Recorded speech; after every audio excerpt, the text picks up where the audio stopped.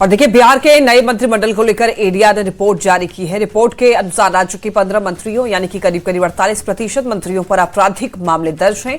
इनमें 9 मंत्रियों पर हत्या के प्रयास जैसे गंभीर मामले भी शामिल हैं। बीजेपी के 7, जेडीयू के 5, हम के 1, एलजेपी आरवे के 2 मंत्रियों पर केस दर्ज है। रिपोर्ट में यह भी बताया गया कि करीब 90% मंत्री करोड़पति हैं।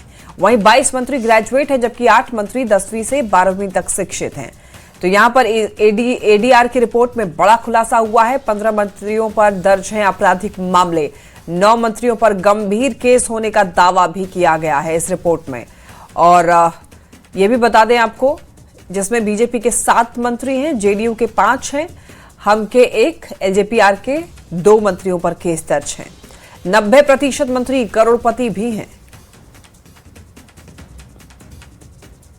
के नए मंत्रिमंडल में शामिल मंत्रियों को लेकर एडीआर ने रिपोर्ट जारी किया है और इस एडीआर रिपोर्ट में जो तमाम मंत्री हैं उनके आपराधिक रिकॉर्ड और उसके संपत्ति और शिक्षा को लेकर के जो रिपोर्ट जारी किया है वो कई चौंकाने वाले जो हैं वो तथ्य सामने आए हैं। आपको बता दें कि बिहार के लगभग जितने मंत्री हैं 33 मंत्री, उसमें जो 48% जो मंत्री हैं जिस पर आपराधिक जो मामले हैं वो दर्ज हैं। और ये तमाम जो आपराधिक मामले हैं ये घोषणा जो है उन मंत्रियों के द्वारा ही किया गया है।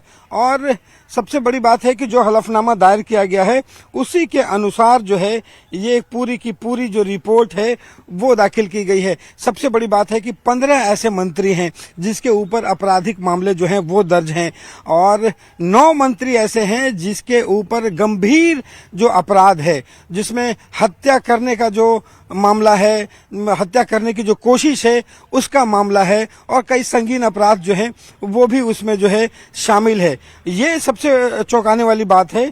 और खास करके जो रिपोर्ट आई है उस रिपोर्ट के अनुसार अगर देखें तो जो बीजेपी है उस बीजेपी कोटे के जो मंत्री हैं उसमें 7 मंत्रियों पर आपराधिक मामले हैं, जबकि 5 ऐसे मंत्री हैं जिस पर गंभीर जो अपराध है उसके मामले दर्ज हैं। अगर जदयू की बात करें तो जदयू में 5 मंत्रियों पर आपराधिक मामले हैं, जबकि 2 मंत्री पर गंभीर अपराध के जो मामले हैं वो शामिल हुए हैं।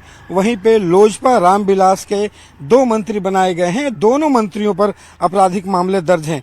आपको बताऊं कि जो 15 मंत्रियों पर आपराधिक मामले हैं, जबकि 9 मंत्रियों पर गंभीर जो अपराध के जो मामले हैं वो शामिल हैं। जीतन राम मांझी की जो पार्टी है, जो कि इकलौते उनके पुत्र जो है संतोष सुमन वो हैं, उनके ऊपर भी जो है अपराध के जो मामले हैं वो उसमें शामिल इस रिपोर्ट में बताया गया है। तो एक ढंग से अपराध को लेकर के जो है लगभग 48% जो मंत्री हैं वो आपराधिक जो पृष्ठभूमि है या फिर जो हलफनामा है जिसमें दिया गया है कि इसमें अपराध करने के जो आरोप हैं वो लगाए गए हैं। वहीं अगर आप संपत्ति की अगर बात करें तो संपत्ति को लेकर के जो रिपोर्ट में बताया गया है कि इसमें सबसे जो ज्यादा संपत्ति वाले, सबसे जो करोड़पति हैं वो रमा निषाद हैं। वो जो सबसे ज्यादा जो हैं वो यहाँ पे कह सकते हैं कि अमीर हैं। और 15 में से बीजेपी का 13 मंत्री जो हैं वो करोड़पति हैं। जदयू के 13 मंत्री शामिल हैं जिसमें सभी के सभी 100% मंत्री जो हैं वो करोड़पति है। संतोष सुमन जो हैं हम पार्टी के वो भी करोड़पति हैं।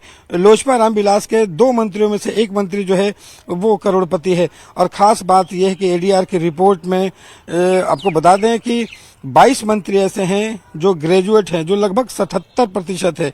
और 8 मंत्री जो हैं वो ऐसे हैं जो 8वीं से लेकर के 10वीं या 12वीं तक की जो पढ़ाई है वो उन्होंने की है।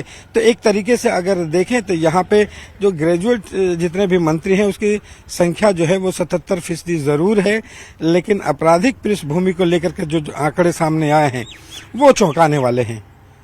कैमरा पर्सन सुबोध के साथ रवि एस नारायण, न्यूज़ 18 पटना।